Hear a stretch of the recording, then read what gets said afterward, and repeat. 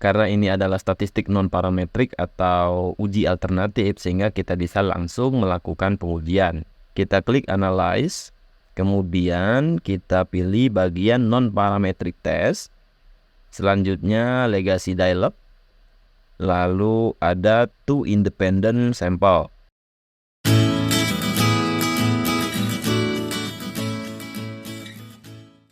Halo semuanya, kali ini kita akan melakukan uji statistik non-parametrik, yaitu uji Mann-Whitney menggunakan aplikasi SPSS.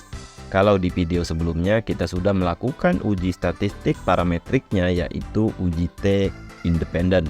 Nah, kalau teman-teman yang belum melihat video sebelumnya, silakan ditonton dulu. Sebelum kita masuk ke langkah pengujian, saya akan menjelaskan terlebih dahulu apa itu uji Mann-Whitney, ya. Harus sama-sama dipahami bahwa uji alternatif atau uji non-parametrik merupakan uji yang digunakan ketika data penelitian tidak memenuhi syarat uji parametrik. Uji non-parametrik juga dapat digunakan ketika peneliti tidak mengetahui distribusi pada penelitiannya. Uji ini digunakan bukan hanya pada data yang jumlahnya kecil saja, namun juga dapat digunakan pada data yang dalam jumlah besar, ya.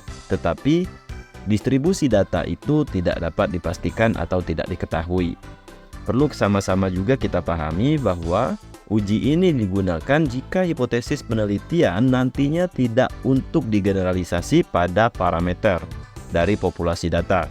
Jadi intinya ya teman-teman ya, statistik non-parametrik ini tidak dapat digeneralisasi pada parameter yang ada pada populasi. Artinya tidak bisa menggambarkan kondisi yang ada pada populasi, ya. Ada beberapa kelebihan pada uji alternatif atau statistik non-parametrik ini. Di antaranya adalah kecilnya tingkat kesalahan karena tidak diperlukan banyak asumsi. Selain itu, perhitungan uji non-parametrik cenderung sederhana dan konsepnya lebih mudah dipahami. Ditambah lagi, analisis non-parametrik bisa diaplikasikan ke data rank maupun data hitungan. Nah, kali ini kita akan melakukan uji Mann-Whitney-nya. Uji Mann-Whitney ya adalah uji non-parametris yang digunakan untuk mengetahui perbedaan median dua kelompok independen apabila skala data variabel dependennya adalah ordinal atau interval ataupun rasio, tetapi tidak berdistribusi normal. Mann-Whitney juga disebut dengan Wilcoxon Rank Sum Test. Jadi uji ini digunakan apabila uji T independen tidak dapat dilakukan. Misalnya data penelitiannya tidak berdistribusi normal, ya. Tetapi meskipun bentuk non-parametris dari uji T independen, ya, uji Mann-Whitney tidak menguji perbedaan rata-rata. Ini yang sama-sama kita harus pahami, bahwa uji Mann-Whitney ini tidak menguji perbedaan rata-rata, ya, dua kelompok seperti layaknya uji T independen, melainkan untuk menguji perbedaan median atau nilai tengahnya dari kedua kelompok sampel tersebut. Tetapi ya, beberapa ahli tetap menyatakan bahwa uji Mann-Whitney tidak hanya menguji perbedaan median, melainkan juga menguji perbedaan mean. Ya, silakan kalau ilmuwan mau berdebat soal ini dan teman-teman mengadopsi terkait dengan teori yang mana, ya. Mengapa seperti itu? Karena dalam berbagai kasus, median kedua kelompok bisa saja sama, tetapi nilai p-value hasilnya kecil, yaitu lebih kecil dari 0,05, yang berarti ada perbedaan. Penyebabnya adalah karena mean kedua kelompok tersebut berbeda secara nyata. Maka dapat disimpulkan bahwa uji ini bukan hanya menguji perbedaan median, melainkan juga menguji perbedaan mean. Nah, ini balik lagi, terserah sama teman-teman mau mengadopsi teori yang mana. Ya, apakah teman-teman sepakat dengan hanya menguji perbedaan median atau teman-teman sepakat bahwa uji ini juga dapat menguji perbedaan mean? Ya, silakan tuliskan di kolom komentar. Berbeda dengan uji Wilcoxon ya. Di uji Mann-Whitney ini juga ada syarat. Yang pertama, skala data variabel dependennya adalah ordinal, interval atau rasio. Apabila skala interval atau rasio, asumsi normalitasnya tidak terpenuhi, ya. Data berasal dari kedua kelompok independen dan varians kedua kelompok ini sama atau homogen. Dalam pengambilan keputusan, jika nilai P kurang dari 0,05, Artinya ada perbedaan rata-rata yang signifikan antara kedua kelompok. Yang kedua, jika nilai P lebih besar dari 0,05 artinya tidak ada perbedaan rata-rata yang signifikan antara kedua kelompok. Nah, ini balik lagi ya teman-teman ya, kita mau mengadopsi teori yang mana? Apakah kita akan mengatakan adanya perbedaan rata-rata atau akan mengatakan adanya perbedaan median pada pengambilan keputusannya? Sekarang kita akan melakukan uji Mann-Whitney menggunakan aplikasi SPSS, di mana di sini saya akan melakukan uji menggunakan data penelitian efektivitas pemberian jus tomat dan jus mentimun terhadap penurunan tekanan darah pada penderita hipertensi. Sekarang kita buka data yang ada di Excel. Dan kita akan melakukan pengujian ya pada data kelompok tomat dan kelompok timun ya. Di sini yang akan kita coba lakukan uji adalah kelompok tomat sistolik post test dan kelompok timun sistolik post testnya ya teman-teman ya. Sekarang kita masuk ke aplikasi SPSS-nya. Jika aplikasi SPSS sudah terbuka, sekarang kita pindahkan ya data tekanan darah sistolik pada kelompok tomat khususnya yang post test. Kemudian tekanan darah sistolik pada kelompok timun yang post testnya. Nah, jika sudah dipindahkan, teman-teman ini perlu dipahami ya, karena uji Mann-Whitney ini adalah alternatif dari uji T independen, sehingga kita harus mengelompokkan data penelitian ini ya. Kita kasih coding 1 untuk kelompok tomat ya. Itu sebanyak 15 data.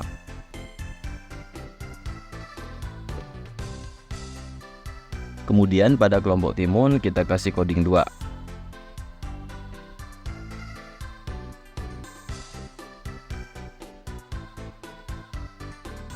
Jika codingnya sudah dibuat, sekarang kita masuk ke bagian variable view. Variable name-nya kita buat tekanan darah sistolik tadi ya. Sistolik. Kemudian yang kedua ini adalah kelompoknya.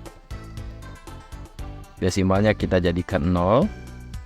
Kemudian label ini tekanan darah sistolik dan kelompok. Nah, di sini ini sama persis dengan uji T independen ya teman-teman ya. Kita harus membuat pengkategorian pada bagian kelompok karena datanya adalah data kategori ya. 1 itu tadi adalah kelompok tomat. 2 adalah timun.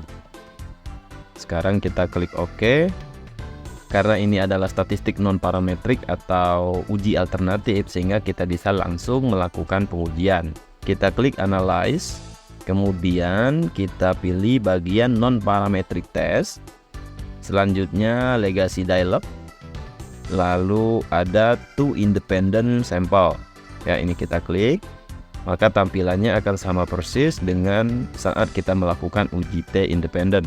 Tekanan darah sistolik ini merupakan data numerik, jadi kita pindahkan ke bagian test variable list. Kelompok ini adalah data kategorik dan kita pindahkan ke bagian grouping variable. Kemudian define groupnya kita klik dan kita bikin codingnya tadi ada 2, 1 dan 2. Kita klik continue dan jangan lupa di bagian test type-nya ini harus di checklist Mann-Whitney ya. Kalau misalnya sudah terchecklist, sekarang kita klik OK. Ini adalah output ketika kita melakukan uji Mann-Whitney ya teman-teman ya. Saya akan menjelaskan masing-masing dari hasil pengujian ini. Pada tabel yang pertama ini menunjukkan min rank-nya atau rata-rata peringkat tiap kelompok, yaitu pada kelompok tomat rata-rata peringkatnya adalah 12,60, lebih rendah daripada rata-rata peringkat kelompok timun yaitu 18,40. Sedangkan tabel kedua ini menunjukkan nilai U-nya sebesar 69 dan nilai W-nya sebesar 189. Apabila kita konversikan ke nilai Z, maka besarnya adalah min 1,832. Kemudian ada nilai P ya, yaitu di asymptotic to tilde-nya yaitu sebesar 0,067. Dalam menarik kesimpulan atau pengambilan keputusan ya, hasil Mann-Whitney diperoleh nilai P sebesar 0,067 ya, dimana artinya tidak ada perbedaan yang signifikan tekanan darah sistolik antara kelompok yang diberikan jus tomat dan diberikan jus timun. Selanjutnya bagian akhirnya adalah penyajian data. Di sini saya sudah membuat tabel ya terkait dengan perbedaan tekanan darah sistolik pada penderita hipertensi antara yang diberikan jus tomat dan yang diberikan jus timun. Teman-teman bisa lihat di sini saya hanya menampilkan N-nya dari masing-masing kelompok, kemudian min rank-nya, dan yang terakhir adalah nilai P-nya. Tabel 9.2 menunjukkan bahwa min rank tekanan darah sistolik pada kelompok yang diberikan jus tomat adalah 12,60. Sedangkan min rank pada kelompok yang diberikan jus timun adalah 18,40. Hasil uji statistik menggunakan Mann-Whitney didapatkan nilai P sebesar 0,067, lebih besar dari 0,05. Maka H0-nya gagal ditolak, yang artinya tidak ada perbedaan yang signifikan tekanan darah sistolik antara kedua kelompok ini. Tapi perlu saya sampaikan ya ke teman-teman semua, di dalam penyajian data itu mungkin berbeda-beda. Ada yang hanya menampilkan nilai Z-nya, kemudian menampilkan nilai P-nya. Ada juga yang masih menampilkan nilai rata-rata dan standar deviasinya. Itu kembali lagi ke referensi yang teman-teman baca. Ya, saya tidak menjudge bahwa ada yang salah dan ada yang benar, tetapi itu tergantung dengan bagaimana kita mau menjelaskan data penelitian kita. Gampang kan melakukan uji Mann-Whitney menggunakan aplikasi SPSS? Jika masih ada yang kurang teman-teman mengerti, teman-teman bisa menanyakannya melalui kolom komentar. Mudah-mudahan video ini bermanfaat. Jangan lupa videonya di-share dan di-like supaya video ini bisa bermanfaat untuk lebih banyak orang. Saya akhiri, terima kasih.